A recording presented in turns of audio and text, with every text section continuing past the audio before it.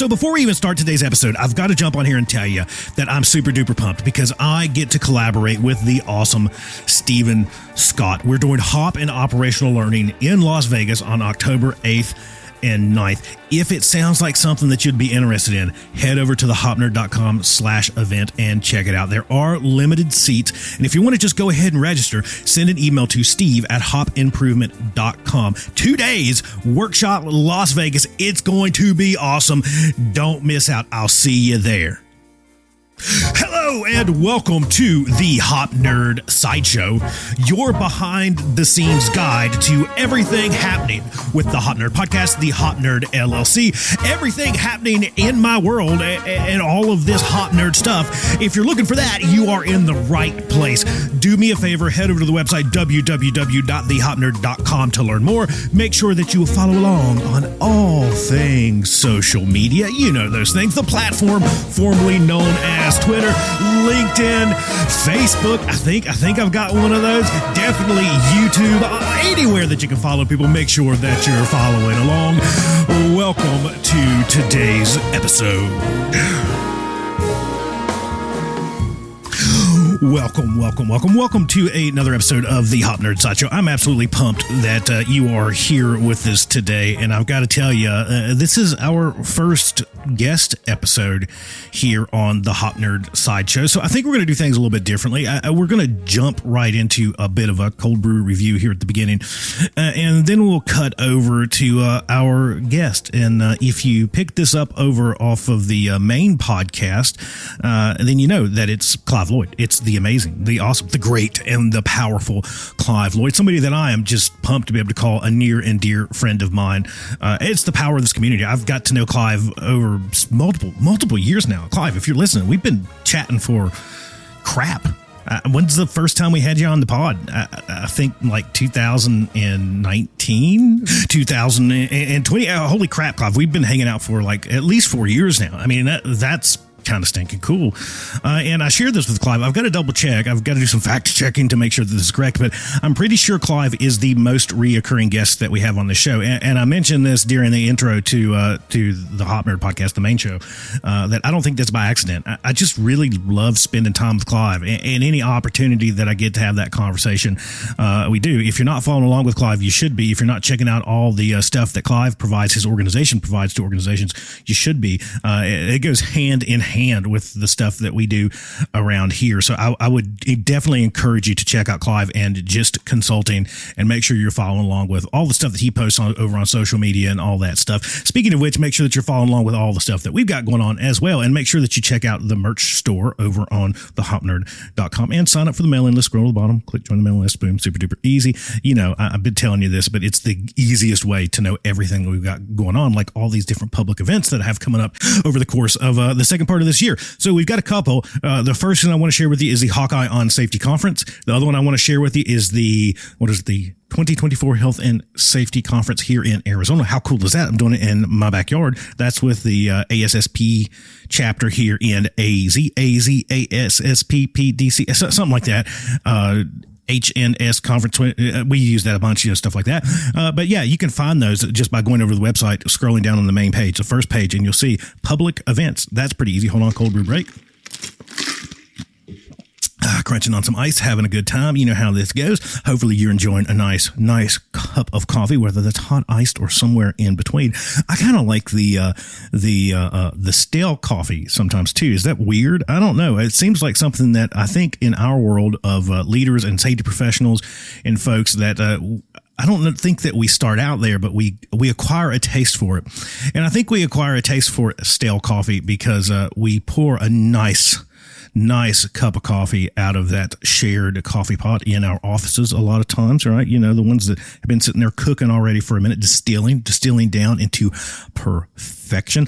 I'm a firm believer that the best coffee pots that you can find are usually in maintenance break areas or operations break areas because they've been sitting there distilling for longer periods of time. So it's really, really concentrated, right? You could cut it probably with like a 1-to-4 ratio of water and probably get about a normal cup of coffee. But where I was going is we tend to pour that cup of coffee and then like shit hits the fan, like something happens, and then we leave it on the desk and we come back. It's like 6 hours later. I'm drinking that coffee. I'm drinking that coffee. And so eventually we kind of go for a nice cold cup of coffee at some point. It's already distilled. It's cooled a little bit. I don't think that's how I found my way to cold brew. I think I really found my way to cold brew here in Arizona. It's just hot, man, and iced coffee doesn't cut it. I don't know. I'm not an iced coffee fan. I think it kind of sucks. It's got this weird metallic zing to it that cold brew just doesn't have. That's kind of the point of cold brew, right? It ends up being smoother, tastier. Yum-alicious. I think maybe yum-alicious.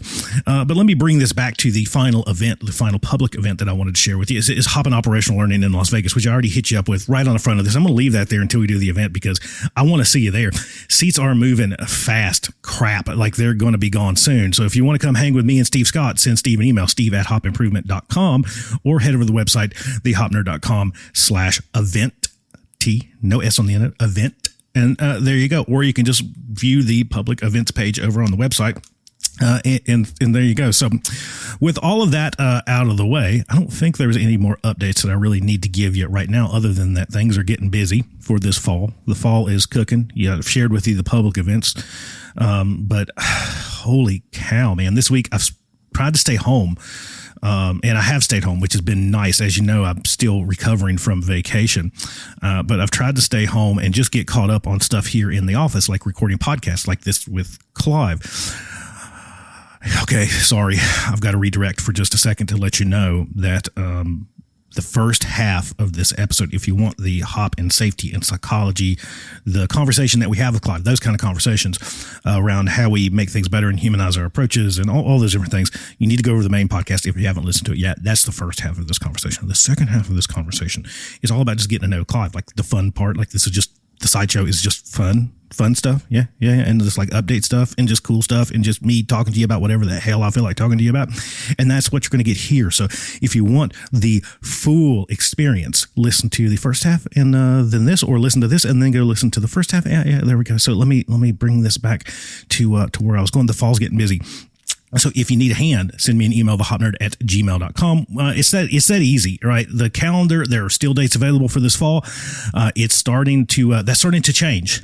I've spent this whole week and a half, of getting caught up mostly on meetings with folks planning work coming up this fall, keynotes, workshops, facilitation of operational learning, and everything in between, like all the stuff that I tend to do, coaching and all of that stuff. The fall is stacking up to be a busy one. So if you're thinking that you're going to need a hand and I'm the person that needs to help you with that, good work, doing it for the right reasons. We're going to have a ton of fun. You know my basics here. If that sounds like something that you're into and you're needing it this fall, reach out sooner than later so we can get your preferred dates locked in on the calendar. It's as easy as sending me that email, thehopnerd@gmail.com. If you want to jump on a Zoom call or Teams call, or do people still use WebEx call, or Google Meets, or any of those 1,000 other video hosting platforms, if you want to jump on a FaceTime, we'll jump on there and meet about it. We'll talk about it. We'll plan it out, and we'll get those dates locked in. Or if you just have dates in mind and say, hey, here's what we're looking for, send me a note. I'll send you over the basic info, all that stuff, and we'll make it happen. It is as easy peasy lemon squeezy as that. I try my best to keep things as simple as I possibly can, and I look forward to seeing so many of you at the public events and working internal to your organizations this fall. So let's jump right into a cold brew review.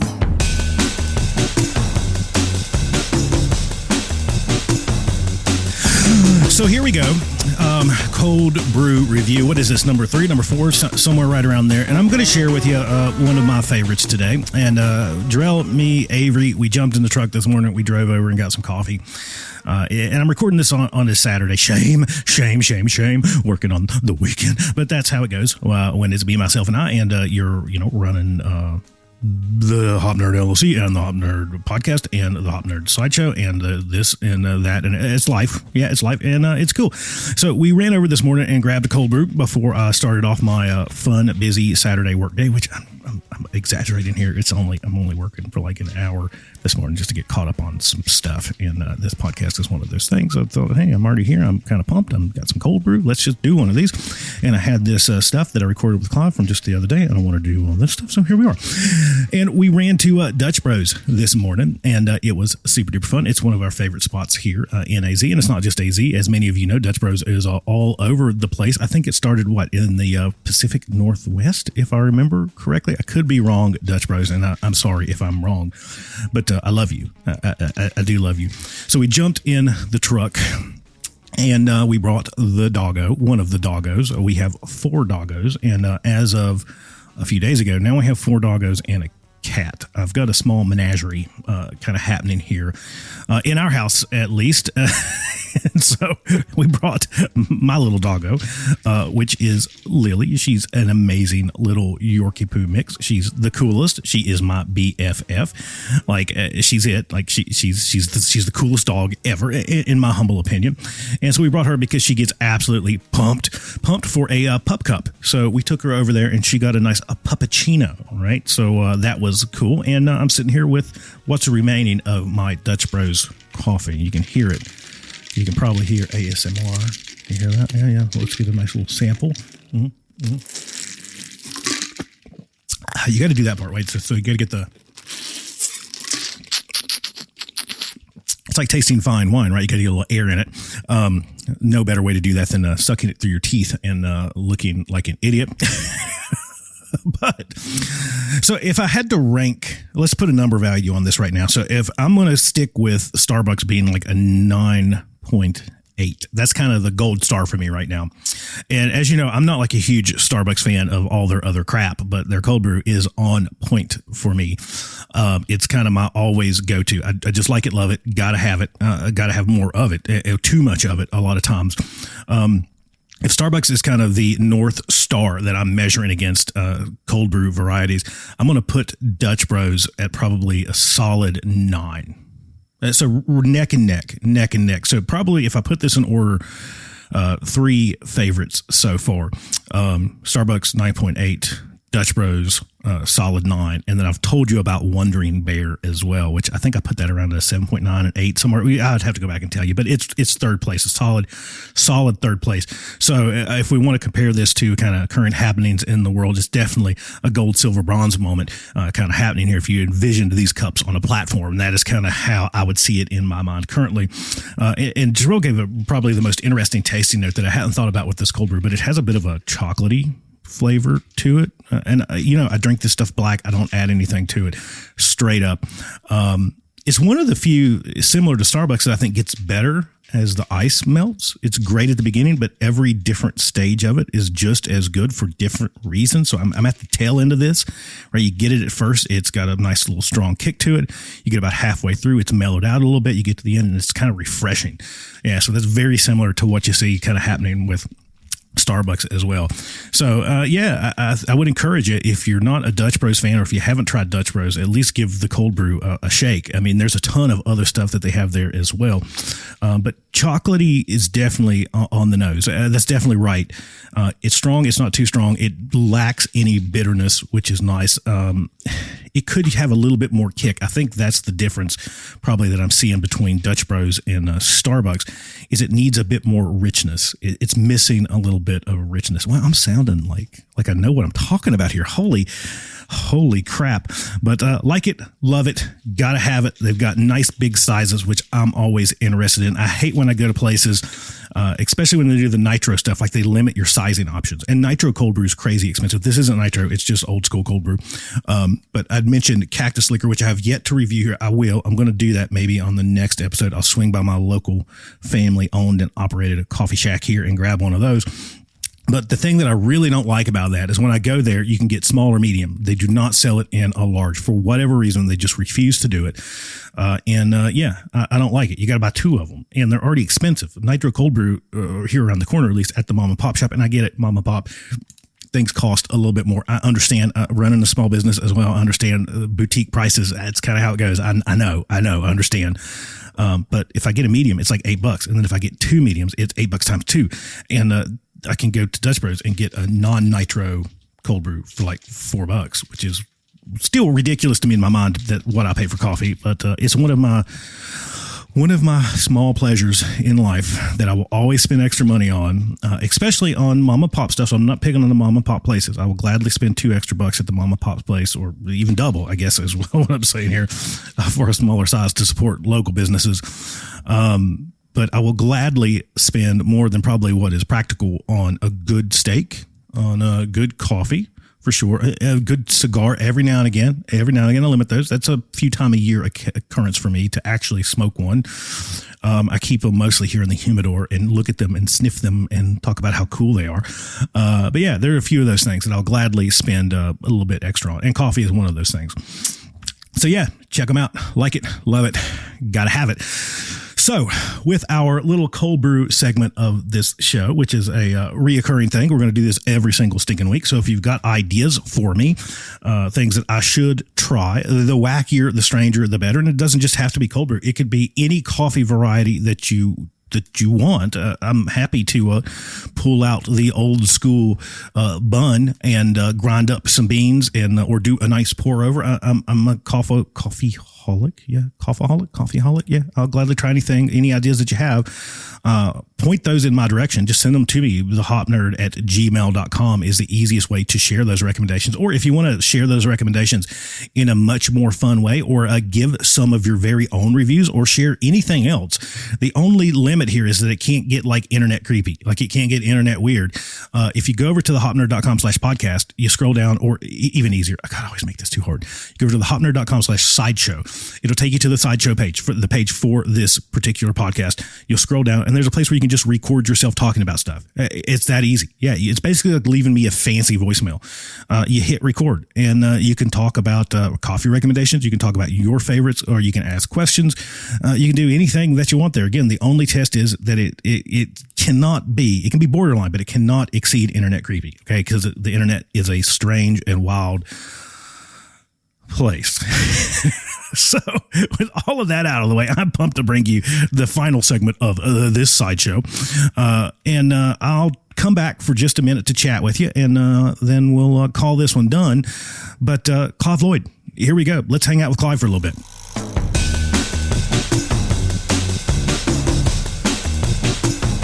So I want to do something a little different.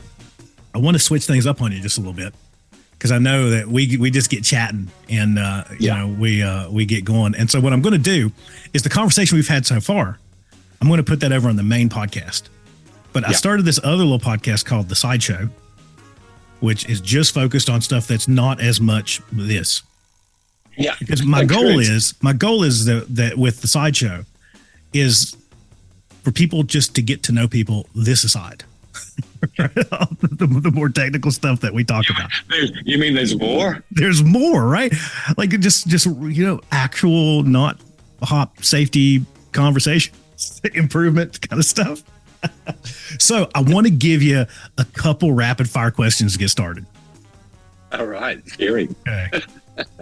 Coffee or tea? Coffee. How do you take your coffee? I take it white, no sugar, strong. Gotcha. Are you an early bird or a night owl? Very much an early bird. Even at the weekends, I'm up by 5 a.m., but I drop like a stone after about 4 p.m. I can feel that one. That's kind of where I'm at, right? The problem that I'm running into, Clive, is I have to be both right now. It's weird. Yeah, that's right. Dogs or cats? Very much dogs. What is the one thing that you absolutely cannot live without? Well, I should immediately say my wife and my custom-made Telecaster. Okay, we're gonna come back to this one, because I want to come back to the music conversation here in just a minute. That's just important. That's super important. Are you a more summer or winter person? So look, Sam, here in Australia, it's whichever we're not in. Like in the summer, I crave winter. In the winter, I crave summer. But yeah, overall, especially when I'm in the northern hemisphere, I'm a summer guy. Yeah. As wacky as it is here, I'm a summer person in Phoenix, and Phoenix is wildly hot. It just gets insanely hot. But I genuinely enjoy the summer. I absolutely do. What's the most bizarre food you've ever eaten? Oh, I can answer that. I think, and chicken feet. Okay, yeah, Yeah, I can gnaw on a chicken feet. That's about all you can do with it is gnaw on it. I don't know how you. Well, that's pretty much right. I had some experiences in China with some food that I'd never eaten before, and the one that was most frequently placed on the table was chicken feet. Yeah, and yet gnawing away. It's a gnawing cave person sort of food. Yeah. Yeah, I think you just chew on it. I don't know that you actually. I mean, I've had them a few times. We've had some dinners here with some friends, and they bring them out and they love them. And I'm going, okay, and they taste great. They were awesome. But I'm going, where's the food part? Like I can chew on it for a long time. But now I understand. Like I need bring me about 20 pounds of rice because there's no meat on this thing. Like I'm getting all toenails. That's right. That's all I'm getting. Well, at the time I'd been drinking a lot of rice wine in China. Yeah. And it was. I think it almost came out like bar snacks. We'd have peanuts or something here, but it was chicken feet. The move for me, bar snacks, rice wine. Yeah. Good beer from over that way. Fish balls. Every time. Fish balls. Oh, yeah. Oh, man. Great snack. I could eat about a pallet of those. I could eat enough of those that you would have to throw different measurements on them. Maybe a hammock. I could eat a hammock full of those. A hammock of fish balls. So tell me about this Telecaster. Oh, it's my pride and joy, Sam. So look, I've been a muso since I was a kid. It's all I used to do at one stage of my life. Yeah. And so, obviously the gig I'm in now, it becomes difficult to play in bands because I can't get to rehearsals. I can't play in gigs around my schedule. But I still play gigs occasionally, but they're usually just sit-in gigs, usually more jazz. So I've had a series of guitars, of course, over the years, tried most of them. I've got a small collection. I don't like to have too many because you've got to maintain them. Yeah. But for my 60th birthday, Tanya and a few friends got together and they arranged for me to have a custom-built Telecaster, which is based on the classic Fender Telecaster. Yeah. And so what I was able to do was design that guitar, the neck width, the neck size, the stainless steel frets, the body, the pickups I wanted, the machine heads I wanted. So it was literally tailored to my style of playing, my hands and stuff. And so in theory, it all sounded great. But then I got a great guitar tech here on the Gold Coast called the Guitar Pro, good friend of mine. Got all the bits. And he put it together. I'll send you a photo. Actually. Yeah. And again, it's the most beautiful looking Telecaster. And I say in all sincerity, I've played some wonderful guitars over the years, but this guitar is the best guitar I've ever played. It sounds I just love it. Can you tell? That's cool. I've been eyeing Telecasters for a long time. There's a few that have floated through my family, different uncles and folks that were really into Tellies. I've always had Strats, and so I've had a Roadhouse Strat for many years, which is on permanent loan to a family member right now. So I'm not going to see it back. The saying's always, you can get it back when I die, type of thing. Yeah. But it was a Roadhouse, and Roadhouse Strats, if I remember correctly, they made Roadhouses before they made the SRV, the Stevie Ray Vaughan edition of that Strat. And then I think they decommissioned the Strat or the Roadhouse Strat for the Stevie Ray Vaughan edition of that. Because that's what it was. And just wonderful, absolutely wonderful guitar. I've got a small pile of acoustic guitars. I've played acoustic guitars for a long time. I've got my Gretsch and a couple other electrics that just float around. But I'm in the market. I'm in the market for a really good US built Fender at some point. I haven't found the right one yet. You know what I'm saying? I haven't quite found the right one. It'd probably be a Telecaster. Yeah. What I love about Tellys, because I grew up, I was more of a Gibson guy, I certainly I love Strats. Oh, yeah. But what I love about Telecasters is their versatility. Yeah. Anything from metal to jazz, and also there's not much to go wrong on them. No, they're just two bits of wood bolted together. And I love their simplicity, their size, they're nice little guitars, but they're incredibly versatile. And that's what's great. I mean, especially with the Telly, because you can get the the semi hollow with the F cut. That's right. You can get that hollow body kind of sound that you want. You get a solid body Telly. as well. And same thing, as you said, you pull any of those little cover plates off, it's like a couple pots and one wire. Like there's nothing much. If it goes wrong, even I can fix it. Like it's, Yeah, exactly. yeah. They're And here's a tip, mate. It's worth it. Stainless steel frets. okay. They will change your life. Oh man, you know what's going to happen, right? I'm gonna send you a message not long from now and be like, well, Clive, you convinced me to spend way too much money on a custom Telecaster. But my problem is exactly what you just described. I'll tell you, knowing that we're going to have this conversation and knowing that you're a picker, that you play, I've got them hanging over on the wall. I'll have to send you a picture of my little guitar wall. And I got one of them off the wall, and I was playing for about an hour before we had this conversation. You inspired me to do that, but I've got to tell you, it's probably been 6 months since I've done that, so I probably even picked one up. Like it just, right. Man, life, right? Life, it gets away from you, yeah. And look, I really miss it. I've always been looking for a travel guitar, and you can get them. So, literally, if I'm on the road for 3 weeks, I've always got a guitar with me because I just really, really miss it. Of course, your chops go away. Yeah. It takes a while to get your chops back. And and your calluses and your movement and everything gets all. I picked that guitar up today, and I'm sitting there, I feel like I'm robotic. Like I know where everything's supposed to go, but I can't put it there. Like it doesn't. Here's a crazy risk and really terrible safety thing. I was touring many, many moons ago. I was in an AC/DC tribute band, right? Cool. And I was playing the Angus part. And so we were touring night after night after night. My calluses started to rip open. I was literally, in trouble. We had a gig that night. And some idiot in the band said, oh, mate, what you need to do is just put them on that electric hot plate for a few seconds. Somebody got you good, huh? Yeah. And so it did actually heal the calluses, but I had blisters for weeks after that. Yeah. So I've seen, and I've got to come back to this one, but I have seen, and you probably seen them too. They make those little Martin like travel guitars. Yeah, and I'm sure more than Martin, and the Martin's the one that I've seen. I tend to, I've got a little. I started playing a little bit of ukulele too, which is not the same. Wow, no. But it is a fun way if you're just wanting to like beat around on something when you're traveling. Because totally. It's easy. You get one of those little small ones. I don't know all the difference in ukuleles. Ukulele friends will cuss at me for not knowing all the differences in those. But just you can pick it, and they even make them. I bought one for Avery that I end up using to travel with because it's tiny. It's like a little tiny one. It's not a toy. Like I got it at Guitar Center here. But it's like full like plastic body. It's not wood or anything, so it's super light and it sounds okay. It's a great way to sit on a balcony at a hotel. Yeah, totally. When you're far away from home, going, man, I don't want to go to bed yet, and I definitely don't want to just sit here and watch dumb television. Yeah. So mate, when you make it down under, we can sit out the back here and we'll jam. Have a jam. Yeah. When I make it down that way, we'll put on a concert. I don't know what we'll do, but we'll find a place. Yeah, we can do it here. I'm sure you know a drummer and a bass player somewhere. Oh yeah, totally. Just up the road.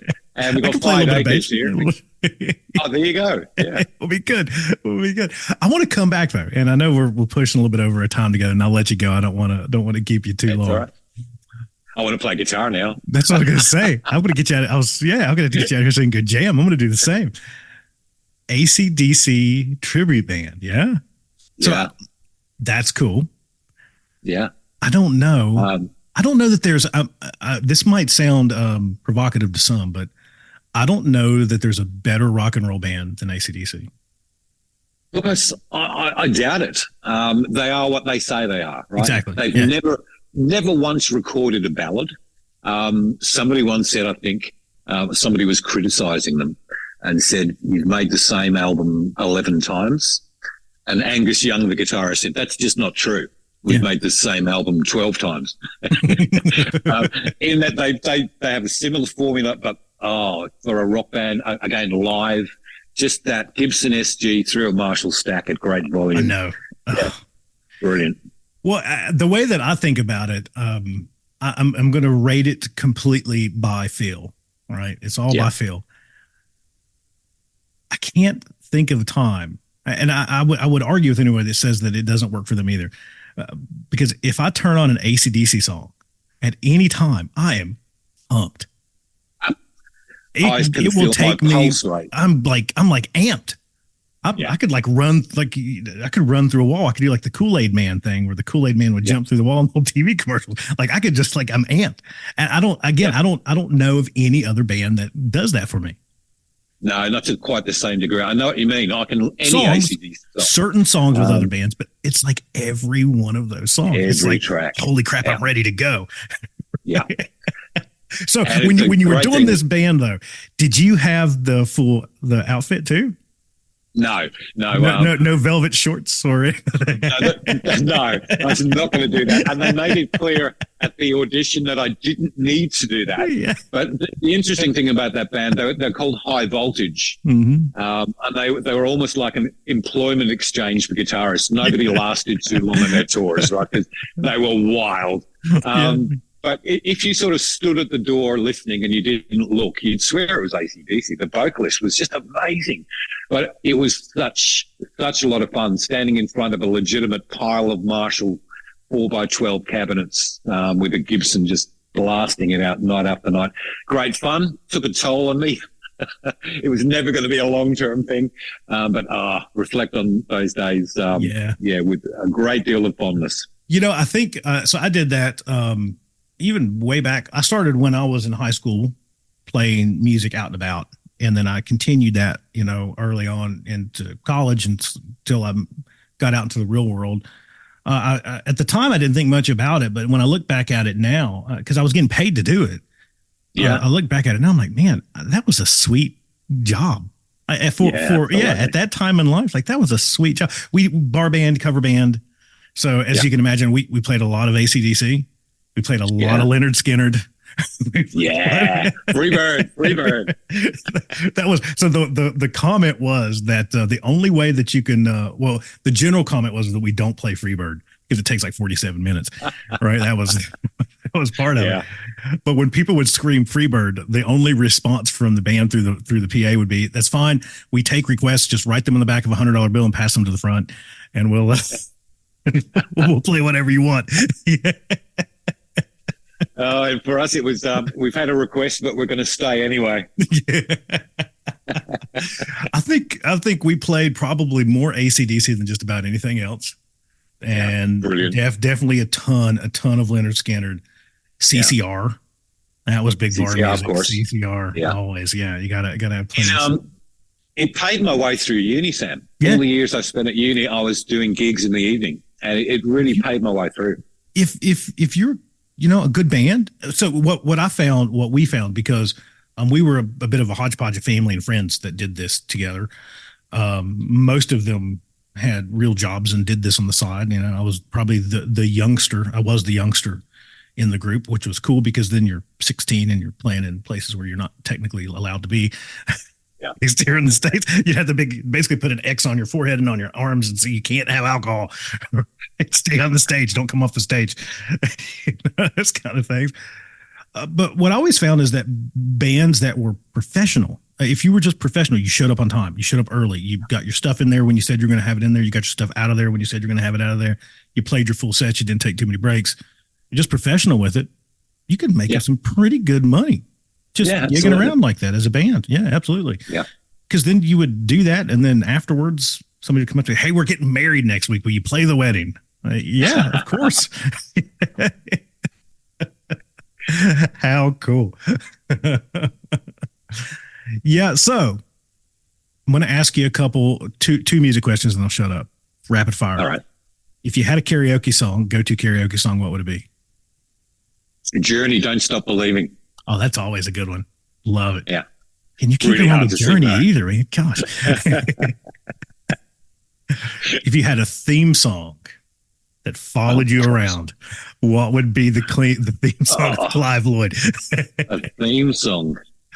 That's tough. I'm going to go with Beck's Bolero. Okay. That's a bit obscure. There's no words in it. It's purely instrumental. By Jeff Beck, one of my favorite ever guitar players. But it's got enough highs, lows, and dynamics in that to suit my life, I think. So I'm going to go with Beck's Bolero. So I'll throw mine out there because I tell people this: if you see me and I've got headphones in, especially if I'm a place where I'm not really pumped about being there, like an airport, right? you'll see me walking through an airport. So this is usually the actual theme song of my life. The stuff I'm walking to usually is Machine Gun by Commodores. That's my instant make me happier song. Like it just instantly makes me feel love better. the Commodores. Yeah, how can you not, right? Yeah. But I put that on. I'm getting on a plane and I'm sitting there and I'm going, all right, here we go. This one's going to be 6 hours. I put that in and my frown turns upside down. Yeah, nice. Well, I tell you what, Clive, I know we've gone over it just a little bit, my friend. I greatly appreciate you taking time to hang out, man. It's always, I tell you this every time, that it's the best ever to get to spend a little bit of time with you. I always love this. And I think if I look back, you are my most reoccurring guest on the podcast by far. Is that right? Probably by far. Is this number 3 or number 4? Maybe even 5? I'm not really sure. I think it's 4 or 5. I've got to look. Right. You're right. You're like right there with one of, I think maybe the only one that's probably close to you is my near and dear friend here that lives across town, Ian Allison. I think he might be right there with you, but I'm pretty sure you are my most reoccurring guest. And I didn't realize that until I was trying to put together a bit of a guide for the podcast. And it's like every so many guest episodes, Clive. I don't think that's by accident, though, is what I'm saying. I just love chatting with you. We always have such good conversations. Oh, they're so easy. Be really nice one day, mate, to do it face to face. We're going to. If you make it, we've got to make that happen. What I'll do, mate, I'll flick you a photograph of my Telecaster. So if you put the sort of the second part of this up, you can always just throw that Telecaster in. I'm gonna. I'm absolutely will. That will be. That will be the share.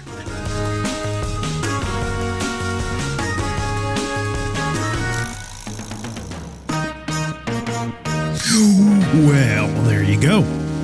Do you feel like you know Clive just a little bit better? I hope so. And that's the entire point of what we're doing here on the Sideshow is there's so much more to all of us than what we do. I think the work that we're doing is amazing, and it's good work, and we're doing it for the right reasons. And I think most of us out there, at least those of us out there that are doing good work and doing it for the right reasons, we're having a whole lot of freaking fun while we're doing it because it's great stuff, and we're putting a dent in the world.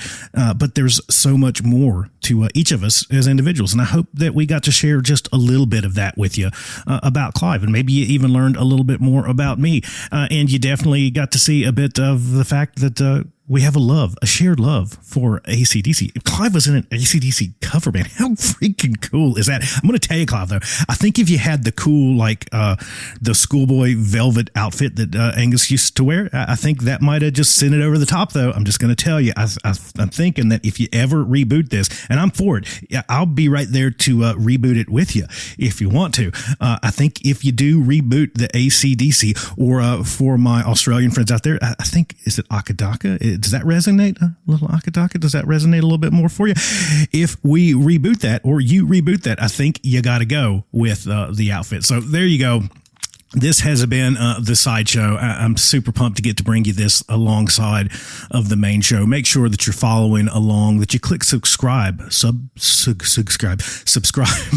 Make sure you leave us those 5-star reviews here on the Sideshow and over on the main show. It just helps us get this word out farther and wider, and it costs you absolutely nothing other than a few seconds of your time to scroll down to the bottom of whatever you're listening to us on and just hit 5 stars. And if you got a few extra seconds, leave us a good, like, actual written review on top of that. Again, it helps us a ton, even when you just share or you like or you do all that stuff. When you see us posting this stuff over on social media, just hitting share, like, share, comment. Let us know what you like about it, and check out that little voicemail feature that I've been plugging because I want to hear you on this show too. So go to thehopner.com/sideshow and scroll on down, and there you go. You just hit record, and you can be a part of the Sideshow, or maybe even the main show.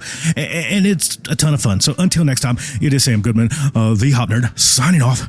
Love you. Mean it. Bye, everybody. Bye. Thanks for listening in, everybody. Cruise over to the website, www.thehopnerd.com. Scroll to the bottom, click join the mailing list, and definitely do that. Follow follow along everywhere that you can follow along, like Instagram or the platform formerly known as Twitter. It's the Hop Nerd on Instagram, the Hop Nerd 1 on X. And make sure you subscribe to our YouTube channel for brand new videos around hop and a bunch of other stuff.